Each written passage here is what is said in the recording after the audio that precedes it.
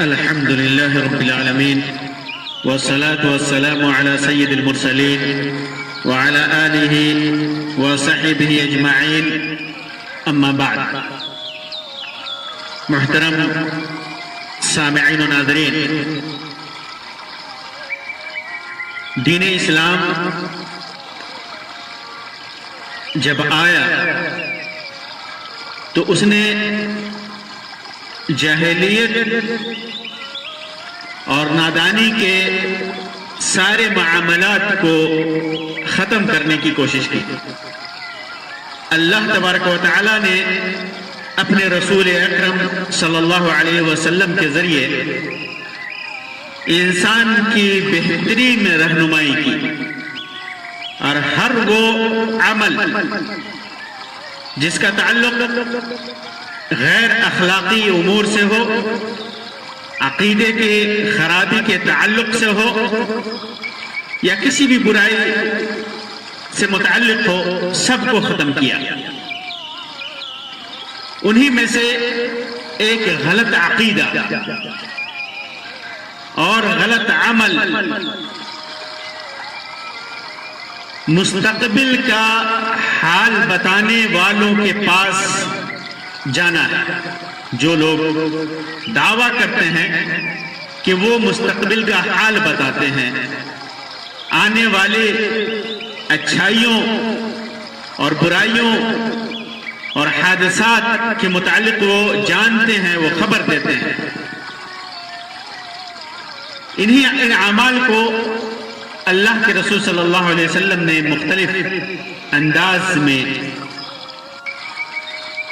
غلط بتایا اور ان کی حقیقت کو واضح کیا. آج بھی ہم دیکھتے ہیں کہ بہت سارے لوگ چوک چوراہوں پر، سڑکوں کے کنارے یا ایسے بھی بیٹھ کر یہ دعویٰ کرتے ہیں کہ وہ مستقبل کا حال بتاتے ہیں.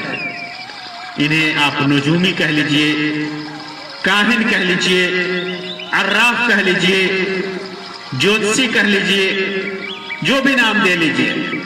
یہ لوگ دعویٰ کرتے ہیں کہ وہ مستقبل کا حال بتاتے ہیں، اور اپنے اس عمل کے ذریعے وہ لوگوں کا ایمان، لوگوں کا عقیدہ خراب کرتے ہیں، لوگوں کا چین و سکون چھینتے ہیں اور لوگوں سے مال اینٹھتے ہیں.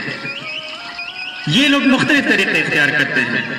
کبھی کسی چڑیا کے ذریعے، طوطا وغیرہ کے ذریعے کاغذات وغیرہ نکال کر، ہتھیلی دیکھ کر کہ ہتھیلی کی ریکھائیں کیا کہتی ہیں، کون سی مصیبت آنے والی ہے، شادی ہوگی نہیں ہوگی.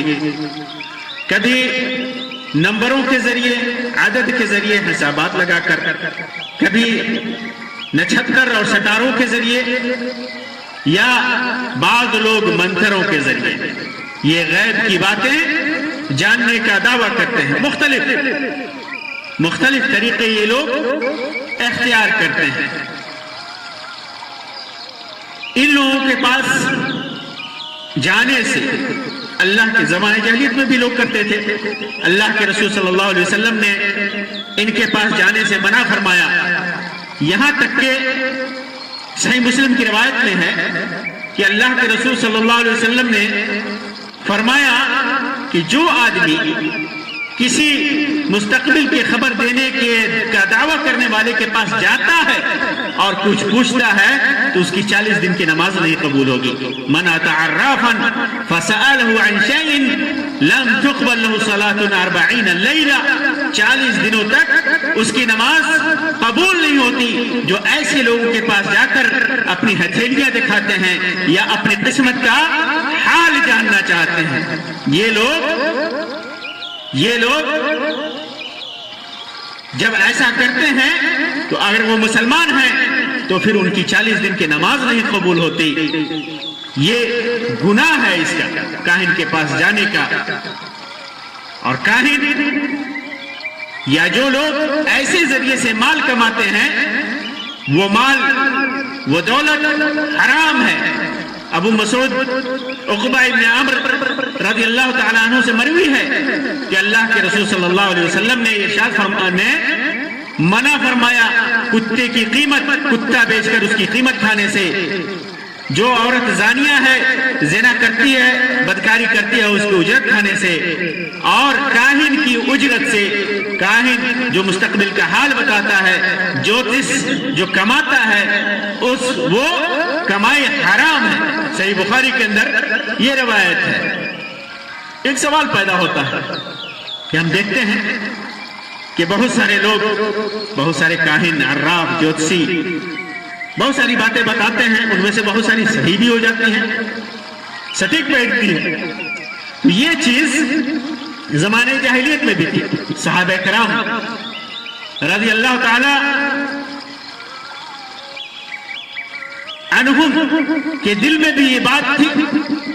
انہوں نے اللہ کے رسول صلی اللہ علیہ وسلم سے، جیسا کہ صحیح مسلم کے اندر عائشہ رضی اللہ تعالیٰ عنہ کی روایت ہے،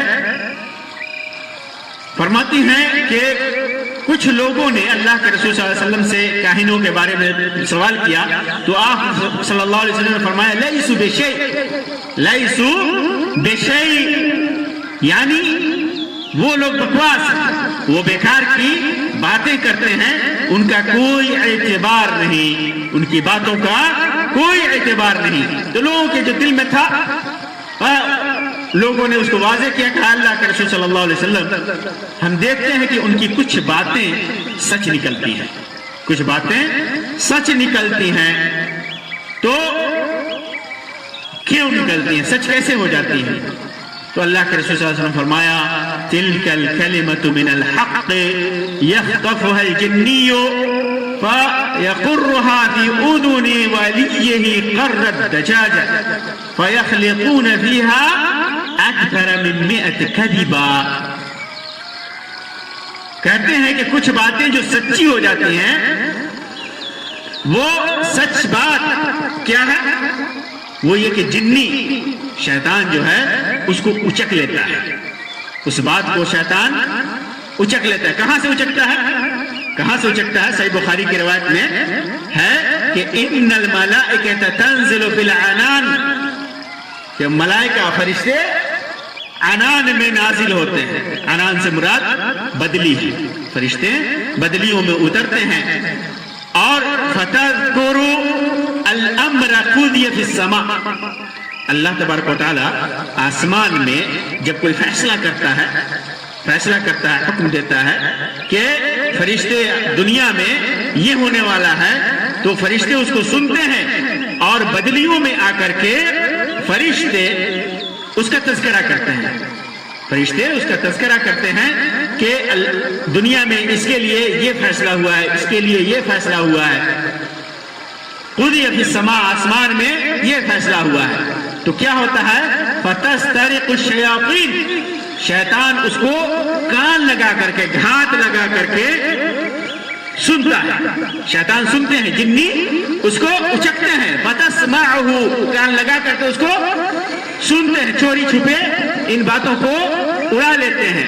پھر اس کے بعد فتوحیہ الی الکہان، پھر وہ کاہنوں کو وہ بتاتے ہیں، جیسا کہ صحیح مسلم کی روایت میں فیقرها فی اذن ولیہ قر الدجاجہ، جس طرح مرغا چونچ مارتا ہے مرغی کو بلانے کے لیے، دانا کہیں پاتا ہے تو اس کو کھلانے کے لیے، اور وہ دانا وہ مرغے کی بات کا ذکر، اس بات کو سمجھ لیتے ہیں، اسی طرح یہ شیطان، یہ جنی اپنے ولی اور دوست جو کاہن ہے، عراف ہے، اس کے کان میں جا کر کے وہ مارتا ہے، بتاتا ہے کہ یہ فیصلہ ہوا ہے، یہ فیصلہ ہوا ہے، وہ بتاتا ہے۔ پھر یہیں سے کیا ہوتا ہے؟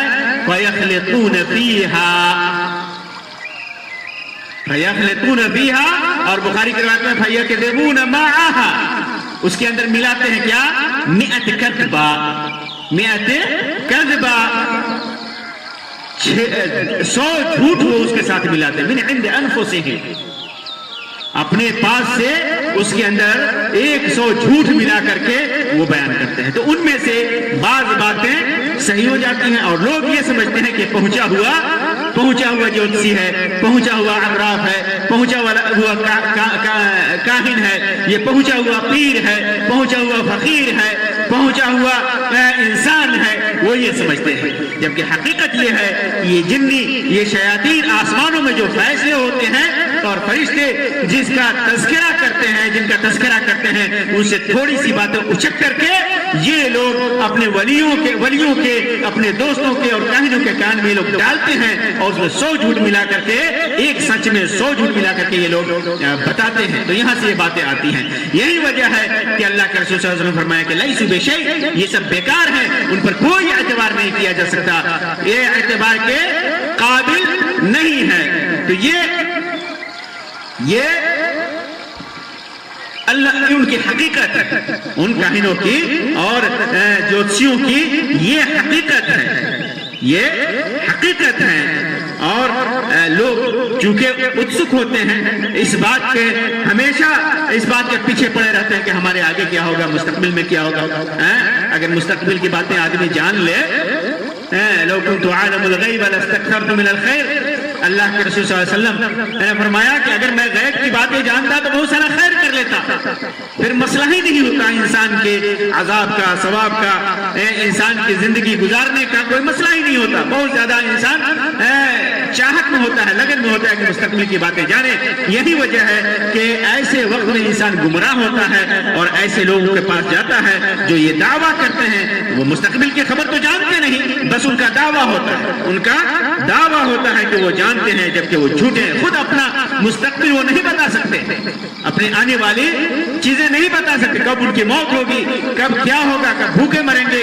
اگر وہ اپنا مستقبل جانتے ہیں تو تھوڑے پیسوں کے لیے روڈ کے کنارے چوک چوراہے پر بیٹھ کر کے لوگوں کو گمراہ نہیں کرتے، لوگوں کو دھوکے میں نہیں ڈالتے. تو یہ کاہنوں کے پاس جانا، عرافوں کے پاس جانا، مستقبل کی خبریں جاننے کی کوشش کرنا، اپنا ہاتھ دکھانا، چڑیوں کے ذریعے پھال نکال کر کے اپنا مستقبل جاننا، حسابات اور عدد کے ذریعے، عددوں کے ذریعے حسابات لگا کر کے، نچھتر کے ذریعے اپنے مستقبل کی خبر کو ڈھونڈنا، یہ سب حرام ہے. اگر کوئی آدمی ایسے دعویٰ کرنے والے کے پاس جاتا ہے تو اس کی 40 دن کی نماز قبول نہیں ہوگی. اب سوال یہ پیدا ہوتا ہے کہ اس بیماری سے کیسے بچیں. بہت سارے انسان کے دلوں میں بہت ساری بیماریاں ہوتی ہیں، یا انسان کے ذہن کے اندر مختلف خیالات آتے ہیں، انسان گمراہ ہو جاتا ہے. ایسے موقع کیسے بچیں؟ تو اس سلسلے میں چند چیزوں کا خیال کرنا چاہیے، چند چیزیں ملحوظ خاطر رکھنی چاہیے. پہلی چیز، آپ مسلمان ہیں تو اپنے ایمان کو مضبوط کریں. اللہ اور اس کے رسول اور اللہ اور رسول کے بیان کردہ چیزوں پر مکمل ایمان لائیں. اللہ اور رسول پر اپنے ایمان کو مضبوط کریں. جب آپ کا ایمان مضبوط ہوگا تو اس قسم کا کوئی بھی فراڈی آپ کو گمراہ نہیں کر سکتا، کیونکہ جب اس قسم کے لوگ آپ کے سامنے آئیں گے، اس قسم کی باتیں آپ کے سامنے آئیں گی، آپ اپنے ایمان کی مضبوطی کی بنا پر اپنے موقف پر قائم رہیں گے اور اپنے ایمان کی مضبوطی کی بنا پر ان گمراہیوں سے بچ جائیں گے. اسی طرح اللہ پر توکل رکھیں، اللہ پر بھروسہ رکھیں کہ آپ نے اچھا کام کیا ہے. اللہ تبارک و تعالی آپ کے بھروسے کو ٹوٹنے نہیں دے گا، آپ کے ساتھ خیر ہوگا. اور اگر کوئی مصیبت آتی ہے، بیماری آتی ہے، تو پھر اس کے اندر خیر ہی خیر ہوگا. کوئی نہ کوئی وجہ ہوگی جو اللہ تبارک و تعالی آپ کو یہ بیماری دے رہا ہے، یہ مصیبت دے رہا ہے. جب اللہ پر آپ کا توکل ہوگا تو ان فراڈیوں کے پاس، نجومیوں کے پاس، کاہنوں کے پاس آپ جانے سے بچیں گے. اسی طرح اپنے توحید کو مضبوط کیجئے، شرک سے دور رہیے، شرک و بدعت و خرافات سے دور رہیے، توحید کو زندگی میں لاگو کیجئے، شرک کو بھٹکنے نہ دیجئے اور سنت کو لازم کیجئے اپنی زندگی میں. اپنی زندگی میں سنت کو، صحیح سنت کو، جو صحیح سند سے، صحیح روایتوں سے، صحیح حدیثوں سے جو سنتیں ثابت ہیں، اس پر آپ قائم اور دائم رہیں، قائم اور دائم رہیں. جب آپ سنت کو لازم پکڑیں گے تو اس قسم کے فراڈیوں کے پاس جانے سے آپ بچیں گے. اسی طرح اگر بیماری ہوتی ہے تو اس کا علاج کرائیں. ان جھاڑ پھونک کرنے والوں اور غیب کی باتیں بتانے کا دعویٰ کرنے والوں کے پاس جو غیر شرعی طریقے پر لوگوں کا علاج کرتے ہیں ان کے پاس جانے سے بچیں۔ بیماری ہے، بیماری کی تفتیش کرائیے، بیماری کی تحقیق کرائیے، چیک کرائیے، جانچ کرائیے ڈاکٹروں کے پاس، اور پھر اس بیماری کا جو مناسب علاج ہے علاج کرائیے۔ اللہ پر توکل رکھیے، اللہ پر بھروسہ رکھیے، اللہ پر بھروسہ رکھیے، اور ڈاکٹروں کے مشورے کے مطابق دواؤں کا استعمال کیجیے۔ اور بسا اوقات اگر آپ کو تشفی ہوتی ہے، آپ کا ایمان مضبوط ہے، تو قرآن و سنت سے ثابت شدہ رقیہ سے، آیات سے، احادیث کے الفاظ سے آپ اپنا علاج کریں، خود اپنے اوپر پھونکیں پڑھ کر کے آیات قرآنیہ کو، اور دوسروں سے بھی پڑھ کر کے پھونکوائیں۔ جو شریعت کا جو طریقہ ہے، جھاڑ پھونک کا جو شرعی طریقہ ہے، اس کو اختیار کریں، اس کو اختیار کریں۔ صبح و شام دعاؤں کا، اذکار کا اہتمام کریں، نیک اعمال کریں، نماز، روزے، صدقہ و زکوٰۃ کا اہتمام کریں۔ ساری نیکیاں کریں گے، آپ کا ایمان مضبوط ہوگا، اللہ پر توکل اور بھروسہ مضبوط ہوگا۔ اس کے ساتھ اپنی توحید کو بچائے رکھیے، محفوظ رکھیے، شرک و خرافات اور بدعات سے دور رہیے، گندگی سے دور رہ کر کے پاکی اختیار کیجیے۔ انشاءاللہ آپ کو اس قسم کے براڑیوں کے پاس جانے کی ضرورت نہیں پڑے گی، اور آپ کا ذہن ادھر ادھر نہیں بھاگے گا۔ اللہ تبارک و تعالیٰ سے دعا ہے کہ اللہ تبارک و تعالیٰ تمام مسلمانوں کے ایمان کو مضبوطی عطا فرمائے، شرک و بدعات اور خرافات سے دور رکھے، اپنے اوپر ہمارا توکل مضبوط کرے، اور اللہ تبارک و تعالیٰ ہر قسم کی نیکیاں کرنے کی توفیق عطا فرمائے، ہر قسم کی آفات، بلاؤں اور مصیبتوں اور بیماریوں سے اپنے امان میں، حفظ میں رکھے۔ اللہ تبارک و تعالیٰ جنت میں انبیاء، صالحین اور شہداء کے ساتھ ہمارا مقام بنائے، اور جہنم کی آگ سے اور قبر کے عذاب سے اللہ تبارک و تعالیٰ بچائے۔ آمین یا رب العالمین، وآخر دعوانا ان الحمدللہ رب العالمین، وصلی اللہ علی خیر خلقہ وسلم، والسلام علیکم ورحمۃ اللہ وبرکاتہ۔ الحمدللہ۔